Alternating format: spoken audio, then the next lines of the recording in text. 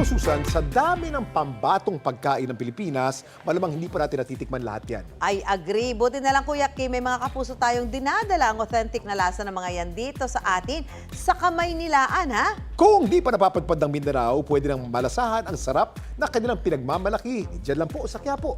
Marami tayong mga Muslim brothers sa tabi ng Oo mosque. nga. Yan ang kwentong inalam ni Juancho Trevino. Bestseller yan dito sa Quiapo. Maraming nakapila. Kailangan nyo ng tubig. Mga. Kain kayo!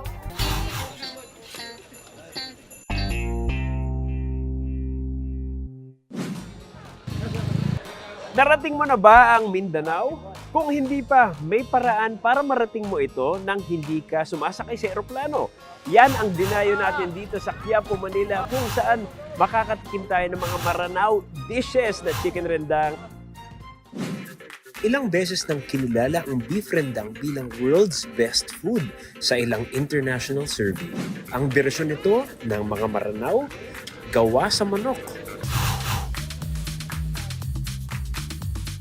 Kasama natin ngayon si Sir Gary, ang cook ng kainan na ito.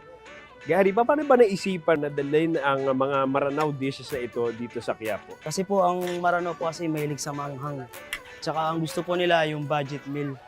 Gusto rin po namin ipakita kung ano yung galing ng pagluluto ng Muslim. Amoy na amoy talaga yung mga ingredients Opo. dito. Ano to? Para may pagkanyog din, ano? May Opo. hinahalo kayong nyog. May nyug po, tsaka sibuyas.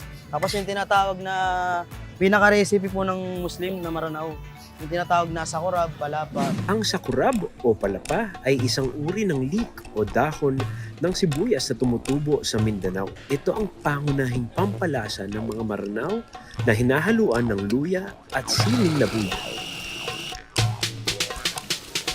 Curious talaga ako dito eh. Ganong karaming manok ang nabebenta nyo at ginagamit nyo kada araw? 100 kilo po. 100 kilos? Grabe, akala ko malakas na ako kumain. Ito naman ang pater o budget meal. Dahil sa halagang 25 pesos kada order, mabubusog ka na. Too good to be true?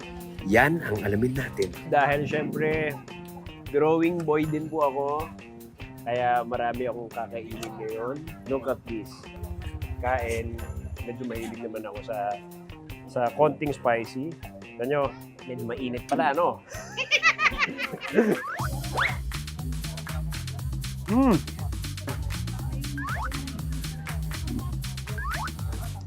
Ito masasabi ko. First of all, kailangan nyo ng tubig. Pero tolerable. Kaya mapaparaming rice ka. Pero sulit na sulit yung 25 pesos nyo kapag nakain nyo to. Kaway muna kayo sa TV. Kain tayo. Pagkain na sumasalamin sa ating kultura, ang pagkain ng Maranao. Talaga namang ang sarap, nag-uumapaw. Ako si Juancho Trevino at yan ang kwentong dapat alam mo.